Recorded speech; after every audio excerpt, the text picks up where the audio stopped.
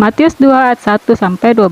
Orang-orang Majus dari timur. Matius 2 ayat 1. Sudah Yesus dilahirkan di Betlehem di tanah Yudea pada zaman Raja Herodes, datanglah orang-orang Majus dari timur ke Yerusalem. Matius 2 ayat 2. Dan bertanya-tanya, di manakah dia raja orang Yahudi yang baru dilahirkan itu? Kami telah melihat bintangnya di timur dan kami datang untuk menyembah dia.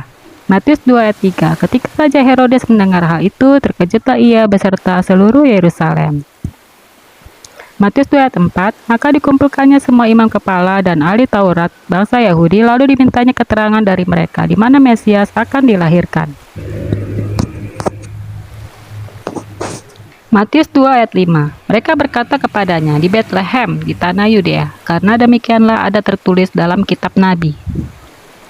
Matius 2 ayat 6. Dan engkau Betlehem, tanah Yehuda, engkau sekali-kali bukanlah yang terkecil di antara mereka yang memerintah Yehuda, karena daripadamu lah akan bangkit seorang pemimpin yang akan mengembalakan umatku Israel. Matius 2 ayat 7. Lalu dengan diam-diam Herodes memanggil orang-orang Majus itu dan dengan teliti bertanya kepada mereka, bila mana bintang itu nampak.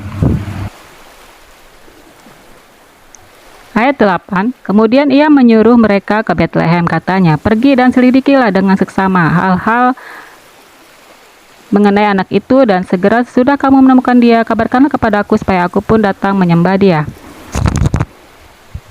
Ayat 9. Setelah mendengar kata-kata raja itu, berangkatlah mereka, dan lihatlah, bintang yang mereka lihat di timur itu mendahului mereka hingga tiba dan berhenti di atas tempat di mana anak itu berada. Ayat 10. Ketika mereka melihat bintang itu, sangat bersukacitalah mereka. Ayat 11. Maka masuklah mereka ke dalam rumah itu dan melihat anak itu bersama Maria ibunya, lalu sujud menyembah dia. Mereka pun membuka tempat harta bendanya dan mempersembahkan persembahan kepadanya, yaitu emas, kemenyan, dan mur. Ayat 12. Dan karena diperingatkan dalam mimpi supaya jangan kembali kepada Herodes, maka pulanglah mereka ke negerinya melalui jalan lain. Siapakah orang-orang Majus itu? Di ayat ini tidak dijelaskan siapakah mereka, tapi di ayat 2 mereka katakan melihat bintangnya di timur. Mungkin saja mereka ini adalah ahli perbintangan. Dari mana asal mereka? Di ayat 1 dikatakan datanglah orang-orang Majus dari timur. Jadi mereka berasal dari timur. Judul bacaan Matius 2 ayat 1-12 ditulis orang-orang Majus dari timur. Ada berapakah jumlah mereka? Dari bacaan ayat tadi tidak dikatakan ataupun tidak ada keterangan jumlah mereka, tapi mereka membawa persembahan emas, kemenyan, dan mur.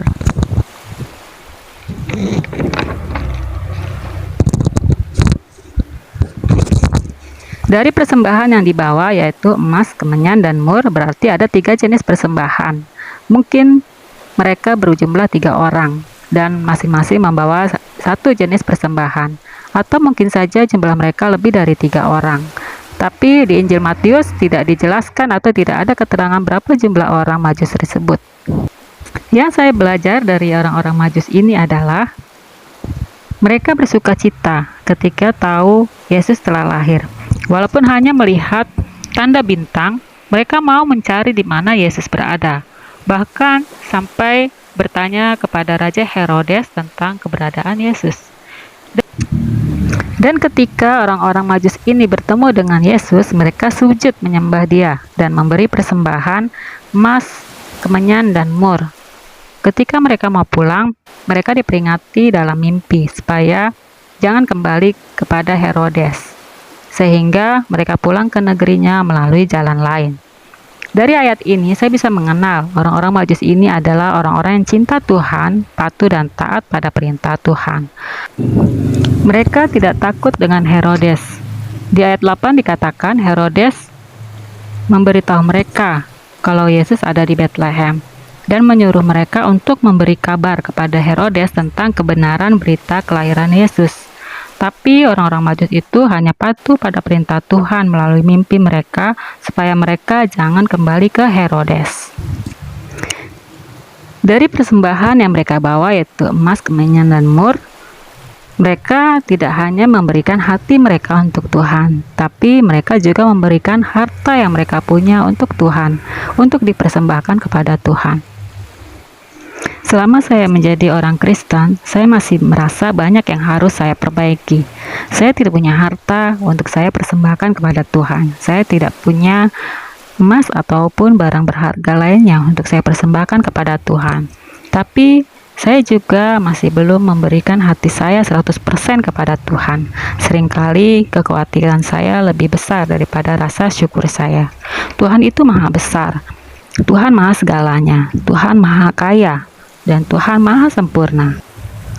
Tuhan tidak menginginkan harta yang saya punya. Tuhan hanya mau hati saya. Hati yang selalu bersyukur, hati yang rendah hati untuk mau dibentuk, untuk mau berubah menjadi pribadi yang lebih baik lagi, seperti yang Tuhan mau. Mari kita berdoa. Tuhan Yesus, terima kasih untuk firman Engkau yang sudah mengingatkan untuk selalu dengar-dengaran, untuk selalu patuh dan taat akan firman Engkau. Tuhan, ampuni dosa dan pelanggaran sudah kami lakukan, baik yang sengaja ataupun tidak. Tuhan, berikan kami hati yang rendah hati, hati yang selalu bersyukur, hati yang selalu rindu dan haus akan kebenaran firman Engkau, hati yang mau dibentuk untuk menjadi pribadi yang lebih baik lagi. Tuhan Yesus, terima kasih untuk segala hal yang sudah Engkau berikan dalam hidup kami. Biarlah firman-Mu senantiasa menerangi setiap langkah kami, biarlah firman-Mu senantiasa hidup dan tinggal dalam hati dan pikiran kami. Terimalah doa kami ya Tuhan, biarlah nama-Mu saja yang dipermuliakan. Dalam nama Tuhan Yesus Kristus kami berdoa dan mengucap syukur. Amin.